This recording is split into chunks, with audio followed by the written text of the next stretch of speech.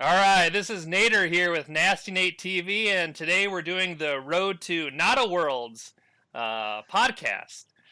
And we have two faces of Trek CC. We have John Carter, and Howdy. John, what's your username on the forums? PFTI. PFTI. All right, and we have Ben Liebick. Ben, what's your username on the forums? Monty42. Monty42. All right, they're good guys. I can vouch for that. At least good enough to sit on this video. High standards.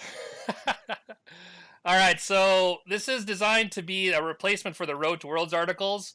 And in those articles, they typically talked about deck designs, decks that were coming up. So we're going to review some of the goings on. Notably, this year, Worlds has been canceled. But there is a replacement in the works. This is the Not a Worlds Championship. John, do you want to? You're I guess going to be a TD or a leading part of that. Do you want to give a kind of description of what the Not a Worlds is going to be this year? Yeah, so it's just a lot of the opposition to hosting an online world is about kind of the suspicions of cheating and other things in online play. And I've always been of the opinion that cheaters are going to cheat in person or online, and that online can be a good play avenue. And this is kind of how we ended up getting online regionals was me hosting not an online regional when the CC refused to run online regionals. And so what it is we're inviting people around the world to play online. We're not sure right now it's scheduled to be a week by week, but we might do a one-day event instead. We're going to try to figure out what people want. But there's still going to be prize support and just really the encouragement to play kind of top tier decks. And so my foil collection is going to be kind of available for any 1E players watching. I think I'm going to make some motion pictures rares part of the prize pool, and just kind of put together some incentives for people to get together and play Trek at the highest levels, even if we can't get together in person. That's great. So I think actually I was talking to Maggie, and she was saying Charlie was going to do a 1E Roads to Worlds, but so in 2E, what's the format we're playing? Are we playing Seal, right now, Standard, Hall of Fame? What's going on with that? Right now, 2E it's going to be Standard. We're going to shoot for 5 rounds, kind of give people the time to duke it out. It'll start the last week in July. That way, the tournament starts before any beginning of the month errata that would happen. And yeah. Great. And you've been running, so I've been playing with you for, I guess, I don't know, probably every Saturday for the last 2 months. So let's say a player's out there, they haven't been maybe used to Lackey. How can they get some practice and get used to it before the event starts? So there's kind of 3 ways to do it. The first is every Saturday I've been hosting 2E tournaments starting at noon Eastern Time US. 3 rounds. I'll play that day. Everyone who plays is pretty friendly and would be happy to help you out and help you work through Lackey. You also have a couple other things that kind of come through the dojo. TK tends to run a week-by-week based tournament, so you can just play 1 game a week and get your practice in Lackey that way. But there's also just a lot of people in those discussion boards who will play a pickup game with you almost any time in Lackey. And so it's a good opportunity to just try out decks, get deck building advice, talk to folks, learn Lackey, even outside the kind of time constraints of a tournament format. Right, yeah, they've been a lot of fun. I know, and Ben, you've been playing in them too. What do you think so far? Sure, I think it's absolutely awesome. I mean, we get to play every weekend. When have we ever done that?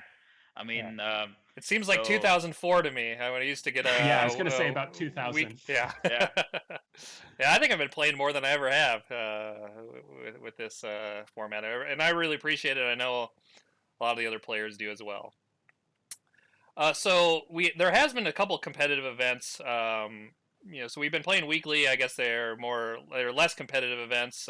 So like John was saying, you want to come and try out some new decks, try out the program. Everyone there is pretty happy to help.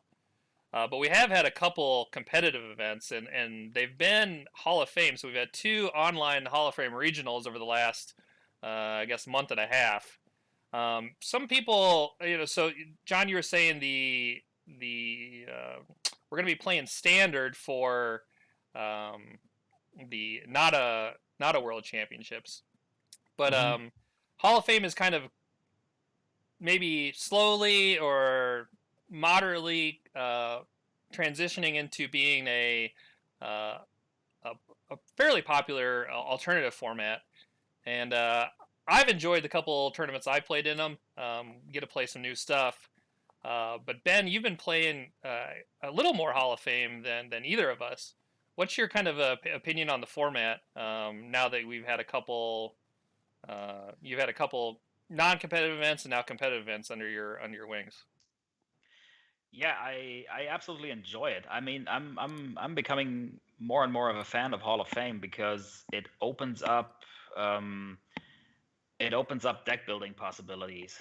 It takes the worst meta cards away that you basically see in every deck, like Hard Time, like Gum2, like an Issue of Trust, for example, and in turn it also takes away the counter meta cards. Like, I mean, with an Issue of Trust, for example, every Klingon deck had to run a Clag, and every Romulan deck had to run a Naral, and you don't need those cards anymore. And that's what makes building new decks fun. I absolutely enjoy that I can go full out treachery Klingons without being worried about running into 3 copies of Issue of Trust.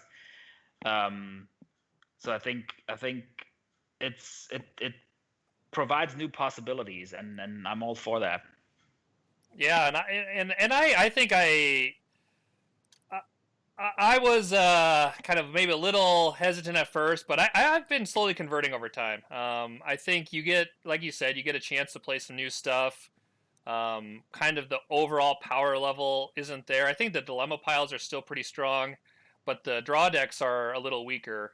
So you kind of don't feel forced to play a couple of the really overpowered draw deck strategies. I ended up playing a deck that was pretty good. Then now you say, well, if you take away the best cards for some affiliations, now what are the best affiliations left? But I wouldn't mind actually seeing it become like the OTF format for 2E. Maybe someday, but we'll see. John, you got any opinions on a 2E OTF I mean, or Hall of Fame in general? I like it. I like the idea of it. It intimidates me because I'm not a great deck builder. I find decks and play them. I'm not, and so the thing that I like what Ben is saying, and I like the kind of new types of decks. So when I've played Hall of Fame, I've played some totally different and weird decks. It's actually like the first time I played Klingon Treachery, an easy example, was in Hall of Fame because it's a place where it's much more viable. And so, yeah, I think it's a good idea to kind of, and I think it's different than OTF because it's not necessarily things that are just totally broken, which is what 1E is trying to get out of the way, but it's just things that you get tired of, and that it encourages kind of new deck building in a nice way. Yeah, I think the one thing I noticed is like certain affiliations kind of have their crutch cards, right? And if you take away some of those crutch cards, you either run into a situation where your kind of deck doesn't work, but then you're also thinking about what new ways you can get Mm-hmm. around some of the popular dilemmas out there. All right. Well, anyone else got any ideas about Hall of Fame in the short term? All right. Well, we'll move on. All right. So I sent you guys a couple questions for today, and like I said, this podcast is really supposed to just talk about. We're going to go through the meta. We talk a little bit about what we think about it. There's been a couple sets over the last year that have come out. Like I said, I've been playing in your events the last couple months, John, and almost every week I've decided to play a new deck revolving around one of the new 50-point missions. It's been a lot of fun. I get to try some of them out. Some work better than others, obviously. But what I wanted to get you guys to answer is there's been quite a few interesting cards that come out in the last year. Which ones do you think have been really meta defining? And maybe I don't know your guys' answers. So maybe we'll all come into agreement on these. Maybe we'll not. But Ben, how about you? What's your top meta defining card of this year, Well, I'm not sure about this year. I mean, or maybe in the recent past? We'll say. up until the recent errata, the enemy of my enemy obviously really defined the meta, at least in the past year, or maybe in the last 1.5 years, where I mean everybody was essentially flocking to Cardassian, and it was a really strong card, and I think the errata on that was good enough to tone it down, but not make it completely useless. Um, so I think we got that out of the way now, and I have a feeling that the meta is currently adjusting to what's the next go-to thing. Because up until recently it was Cardassian, and right now I'm facing a lot of different decks, and I think people are starting to figure out what's going to be the next big thing, and it's going to be very interesting in the coming months to see what that turns out to be. The one meta defining card for me this year has been Code of the Ushan. Yeah. Um, because I figured we might all have that on our list. that pops up everywhere now, and I think it's I like it. I like it a lot because it brings those decks that weren't necessarily that strong with spending a lot of counters back onto the playing field. And it's still not something that is unbeatable because you can still destroy it, but it gives a lot of maybe second tier decks a chance at competing at a higher level, and therefore I think that's a really good card. Yeah, I've been noticing I about play it in half my decks, and it seems like every time I play against you, Ben, you're running Kritasa to get it out early. Yeah, absolutely, absolutely. Yeah, I mean, one of the things I like is it also like really opens up the point generation decks to do different stuff. I mean, I actually just pulled out of curiosity the old Jaeger bomb deck to see how it worked in a Kritasa type world. And what's fascinating, and I'll give Kevin his props, is it has a lot of ways to spend points, even if it can't play. It's at what cost? Yeah. And like you actually start just using Crim, and you start using kind of these other cards that burn the points. And I think that it, again, in that same kind of way we're talking about Hall of Fame, encourages some innovation where like you spending points can still be a thing for those affiliations that do it, but they have to not just automatically default to at what cost being the first thing you're going to burn 5 points on every time you have 5 points.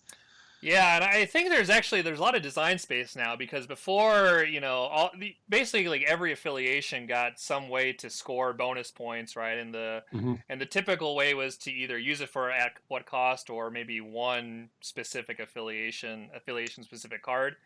Now you have I think a lot of options to design cards that can do something with 5 points that aren't just kind of to speed you up. I think there's a lot of options there. Definitely. What do you guys think of the? So we've had a couple tournaments now. What do you guys think of the 50-point mission so far? Do you think that has shaken the meta up that much? I think not hugely. I think that they can be good, and they challenge kind of certain decks. I think the think tank personnel are actually turning out to just be really solid support personnel, even in non 50-point decks, just due to their wild attributes.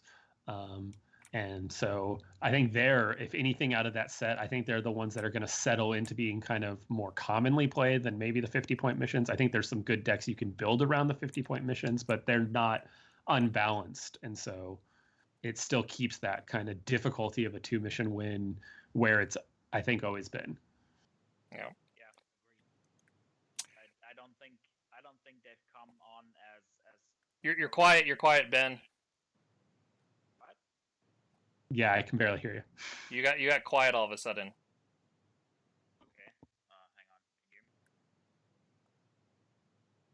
Technical difficulties.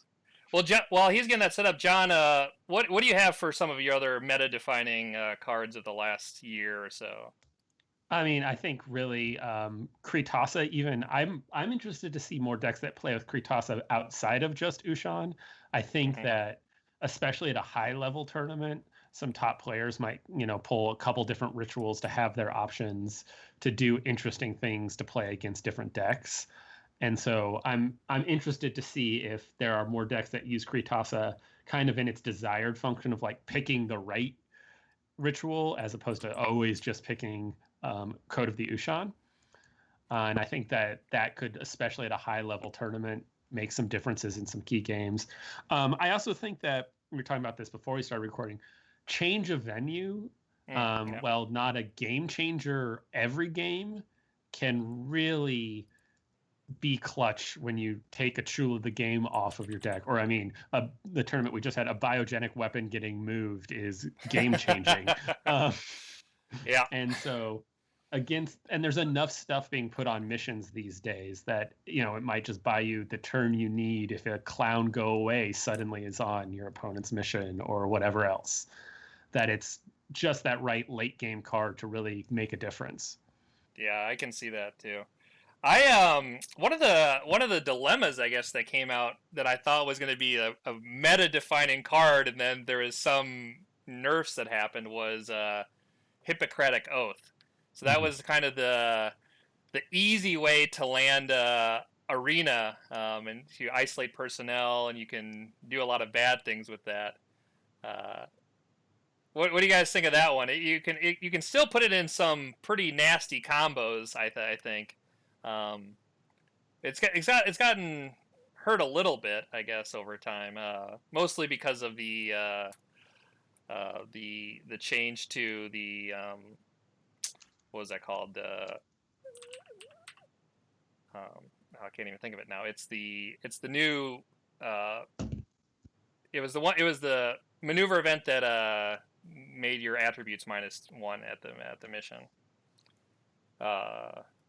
Can't even remember it now. But anyway, the one that got almost immediately errated. Yeah, because what you could do with that is for one, it was like right when I saw it, it was if you compared it to invasion plans and you compared it to Imperial Occupation.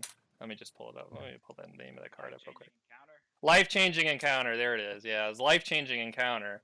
I thought that was still very quiet, Ben. Oh yeah, you are quiet. I'm sorry, I have no idea why. Oh, there you go. That's a little better. Yeah. Okay. I still don't know why that is, though. So it goes. Okay, well, hopefully people will just turn this up. Yeah, but it was life-changing encounter that got eroded, and right when I saw that card, I was like, oh my god, people are going to be able to do all sorts of crazy stuff. You isolate one personnel, you can do call to arms battle many times. Like kind of the first tournament it was out, Greg played a deck that was essentially drew out his entire deck with it.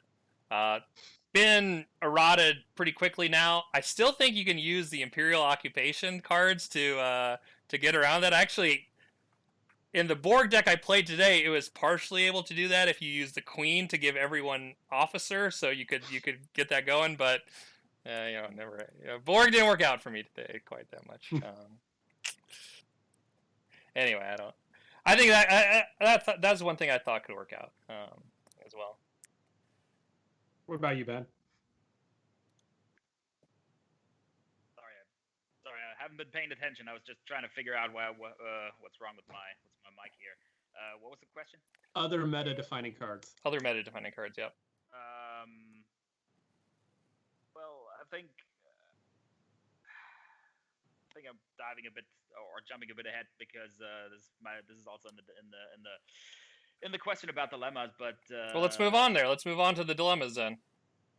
I think nothing to lose is one of the cards that's really defining the meta currently, because everybody's thinking about how can I get an acquisition personnel in the deck? How can I get an acquisition personnel with integrity lower than 4? Or how can I get a hologram in there? So because basically everybody's running nothing to lose at the moment. Yeah, I started out cold in the card, then I got hotter on the card. Now I'm back to cold on it. So I don't know if it maybe that means it's a good card. Yeah, I know exactly what you mean. You know, you're trying to figure out, okay, you almost try to figure out what affiliations, what decks can beat Nothing to Lose without losing much steps to it, because you can always throw in random holograms or random personnel that meet this, but if they're detrimental to your deck otherwise, yeah, it's tough to deal with. John, what do you think of this card?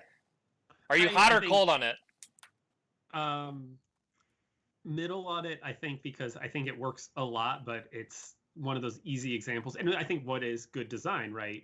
That it's techable against, but it's also visibly techable against. And so it's like, okay, I see when, it's not hard to track if someone's going to be able to hit it or not hit it. Yeah. And so it's good only up to a point. And that makes it, I think, exactly like I don't throw it in a lot because everyone's ready for it. And they've thrown Sigmund Freud in for 1 cost, fine, whatever. And so, like, not a good draw at that point. And so now their 2 counters for drawing and playing have been wasted. Haha. Yeah. I think it's become the nowadays version of Rogue Borg Ambush. Mm-hmm. Yeah, I think so. Yeah, that makes sense. Yeah, I thought the same thing you were saying, John, last week, and I was like, oh yeah, no one's preparing, no one's playing anymore because everyone's prepared for it, and then I got hit by it 5 times in 3 games last week. So that's when I went from being hot to cold really quickly on that card. Kind of ended that for me real quick. All right, so we were moving into dilemmas, and I asked you guys what what dilemmas people have to prepare for, and Ben, you brought in Nothing to Lose, and it is a card that's come out in the last year, kind of meta defining. John, what do you have as dilemmas that people really need to prepare for anymore in deck design? I think it's given the kind of, what was that? Captain's Holiday. I think number one, you have to be ready for the pattern loss, that whole dilemma pile. If you're not just stacked up on some combination of archaeology, geology, transporter skill, astrophysics, one of your missions is going to be sad for you. Ben brought it up because I think I threw Captain's Holiday at him 5 times today. And 0 dilemmas went under his planets. Oh, no. And were you playing that Maquis garbage that makes it require like 4 archaeology or something like that? No, I didn't even do any of that. I biogenics is 1 space mission. And then he was just going to different planets, and I wasn't letting him gain skills at planets. And so it was... What's the name of the planet one? There's Pattern Loss is a space one. What's the planet one? Underlying Influence. Underlying Influence. I think, you have to build a deck. Now, I will say a deck that eats that for breakfast is Khan. Because it actually has geology for days. And I played Yosef, and if it wasn't for biogenic weapon, he probably would have solved his 3 planet missions in 3 or 4 attempts total. Just because I was running it so thin that he had 5 geology in play, and it was like, okay, unless I happen to get the filter every time I need it, I'm done. Yeah, in the online regional, the one that lasted for a week, a month that didn't do it over the week, I was playing Bajoran and I was playing Krim, and in 2 of my 4 games, I was playing against this dilemma pile. And after I solved my space mission, I crimmed Underlying Influence, and basically, I never got stopped the rest of the game. So you can turn it off really. There's certain cards that can turn it off, but if you hit it hard, you basically can sit there and do nothing all game. I experienced that side of it as well. Yeah. So what do you guys think of the kill piles? So like kind of historic. I mean, like maybe in the last 5-6 years or so, kill piles didn't always pop up, but particularly around big events, you would see people go back to the big all-consuming evil style kill piles. Do you think those are still kind of important to deal with? Do you think there's just more ways to deal with kills? Where do you think those are right now? I think these have become a good option because you don't see them around that much, and everybody's teching for unstopping or stop prevention or either way, getting through wall stops or getting through single stops, but there's a lot of tech against that, whereas there is not as much tech against killing, especially against multi-killing. And so people, at least in my experience, aren't packing a lot of kill prevention recently. And so it might be a good option to bring the old kill pile out every once in a while. Well, and I think this is a place where Code of the Ushan also really benefits that, right? Because you're not going to have the decks that as easily make up 4 or 5 kills. Yeah. A lot of those did that by spamming out just boatloads of counters, and so I think that's another place where the kill pile gets a little bit stronger, because you're going to, I think, see, because of Ushan, either the all one cost decks, which fine, those will be fine against the kill piles, or the decks that are more strategically spending their counters for better personnel because they get to spend fewer counters. Yeah, I think that's so. And I even last week I was playing, and I think Sebastian was playing a Cardassian deck, and everyone, he kind of steamrolled through everyone, and I was playing just slightly more kills than anyone else, and I still lost to him, but I think that ended up working out okay for me. And I don't know if it's maybe a function of Cardassians kind of going back into not being the predominant deck, that Dilemma Piles are going into more stops than they used to. Kind of be interesting to see kind of what people pick out this year. No. How about any other dilemmas you guys have been eyeing as things people need to consider? No, I really think, yeah, especially in a standard format, a kill pile is going to be the thing to be ready for, because most of the top strategies that I would think of for easy draw decks are going to be running, more Kirks or unstop and all of that stuff, and the kill piles are just a lot more ready to just unseat that stuff. Yeah, agreed. Definitely. The other one I thought was on my list of dilemmas. We're getting a little long, so I won't go through it too much. But we can maybe one sentence. I thought in development, I've been every tournament I've been saying, why don't I just run 3 of this in every single dilemma pile? There's so many people playing 1 and 2 cost people that it's basically a full stop every time I throw it down. Yeah, especially post. I was just gonna say again, post Ushan, that's the other deck you're gonna see is 1 costs, and so. Yeah. Oh yeah, that's a good point. I've basically been running 3 in developments in most of my dilemma piles recently, because it's like you said, it's most of the times it's basically an auto stop. Yeah. I mean, that's how Ben held me to the mod win today. Yeah. Well done. All right, so last thing we're going to go through is your top. So I said, okay, give me your top 2 affiliations and 1 top dark horse affiliation. So let's do your top 2 first. We'll start with John. What are your top 2 affiliations?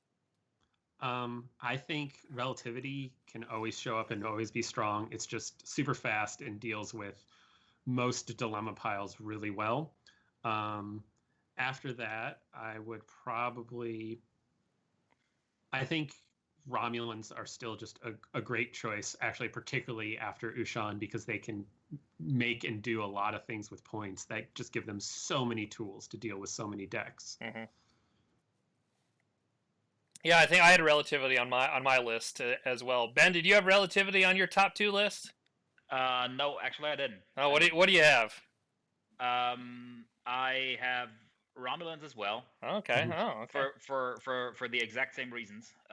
Because there's a great versatility with Romulans, with what you can do with those 5 points, or with those points that you can generate relatively reliably.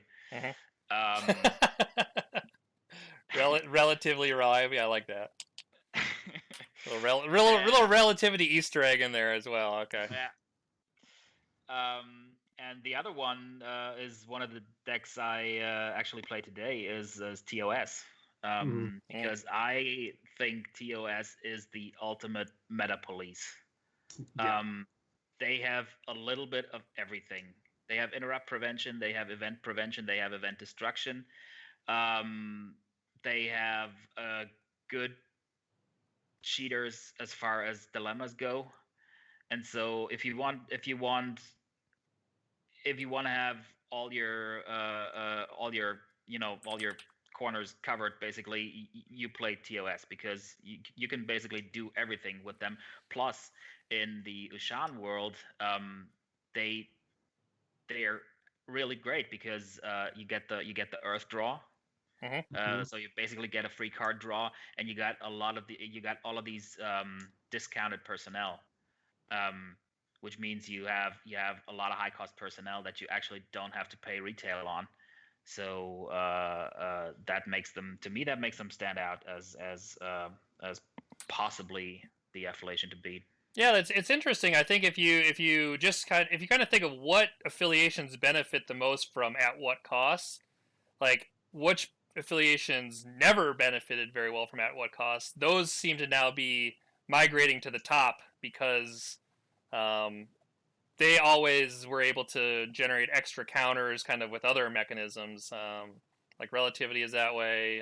Like Ben, you're saying Earth is that way as well. So you always kind of do run into this kind of flip in the rankings of how affiliations work, or how they'll be successful nowadays. All right, so uh, what do you guys have as your so okay? So I guess for me, I had relativity as number one. I also had, and then I had Dominion as number two. I think Dominion is just really strong because they can play Jem'Hadar for cheap. They can micro team pretty easily. They have some of the easiest missions to solve in the game. A lot of ways to mess with your opponent if you want to do that in the form of infiltrators. You can really do that as heavy or lightly as possible. Probably the best decks are probably not going to do that too heavy. Um, so and they're also Dominion's also another affiliation that never really relied on at what cost to kind of speed them up.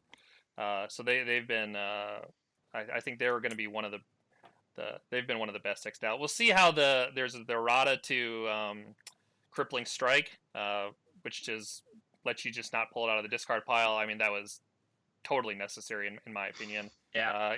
Getting hit by that 9 times a game, at that point you just go home and never play Trek again, I guess. All right, but okay. So last thing we're getting through dark horse affiliations, and I don't want to do this to spoil the decks you might be playing at Outer Worlds, but we got to go through some dark horse stuff because it's always good to get what people are thinking for new stuff. So Ben, what's your dark horse affiliation right now? TNG. TNG? Ooh, that's a good one. Yeah. I think especially with the new 50-point missions, they can become really, really strong. The base and rift one. The base and rift, and you can. There's a variety of planets that you could actually use Parliament, or you can use Baku planet, which gives you enough bonus points to get to the 2 mission win. But you still get the advantage of the bonus points from the enterprises and what have you, and so you can go planet first and then go field studies at your space mission at base and rift, and so you're only going to do 2 missions, and basically you can make the second mission a lot easier with field studies, and with their cost reduction on some of the personnel you're playing, you're going to get a lot of big guns in the game relatively cheap. I saw you played you played the Loaded for Bear one last tournament. So that one got errated. I guess this is the version of the errata right now. So now you have to stop. So you still have to be a lower score, which you can do that pretty easy with some Guinan plays like you did last time, and score 5 points. What do you think of that? Do you think that's the thing that's going to change it, or is just kind of another tool to get to 100 points in the right deck? It's another tool that can work really great. if you get an early Guinan and you have ways to, you basically have a lot of ways to spend these points. You have field studies, you have at what costs, you have the Edge of Forever, but it only works on if you do not have an opponent that can spend those points with whatever. Mhm. Because in last week when I played that deck, I played 3 different opponents in my 3 games that all had the ability to spend those points. So I played against Michael, who had an early field studies, and I played. I'm not even sure. I played against you, Nate. You used the Irish Inyo. Thank you. And Help me restaff. and I'm not even sure what the third game. I think it was Sepple. Sebastian who played. I think the capture auto or something. I'm not even sure, but everybody had a way to spend those 5 points, so the deck became a lot less strong because I couldn't make use of the enterprise as much as I wanted to. If you don't have the ability to spend those points, then that deck could get really strong because Mhm. you can basically do the whole spend 5 points thing every turn. Yeah, that is strong. Yeah, now that I'm thinking about it, TNG is good, TOS is good, relativity is good. Maybe one of the dilemmas to start throwing in is just kind of throw a couple of couples in moral choice in there, right? Or if you're playing Fed yourself, some shocking betrayals that might be good. Yeah. John, what's your dark horse affiliation? I think it's your evil Bajorans. Oh, that's a good one. I mean, I just the ability to draw mass amounts of cards and then have access to so many cards in the discard pile, independent of basically spending your counters, is just wicked good. Yeah, that was a fun deck to play, and I think I have a video up somewhere. So if someone's interested, they can check it out. But it's a fun deck, and it has archaeology and transporters galore. So it kind of just beats on the underlying influence dilemma pile pretty well. Yeah. So that's a good one. Hey, you kind of stole my thunder on dark horse ones. That was going to be mine. Other dark horse, the other one I thought is still pretty good that I was actually surprised, maybe how well it, maybe it's not surprising too much, is Cardassian. I think Cardassian is still really strong. Sebastian last week navigated that to a undefeated streak, and Central Command is still a card that even when your opponent doesn't have it in their hand, you still kind of have to play around it. You have to throw extra dilemmas. Yeah, I think they're still going to be good as well going forward. All right, guys. Well, thanks for showing up. We'll talk more again, I guess, as the NATO Worlds Championships comes along. If you're interested in playing, you can sign up online. It should be a good time. Sounds good. All right. Well, thanks, guys, for coming. Thanks. See ya. Thanks.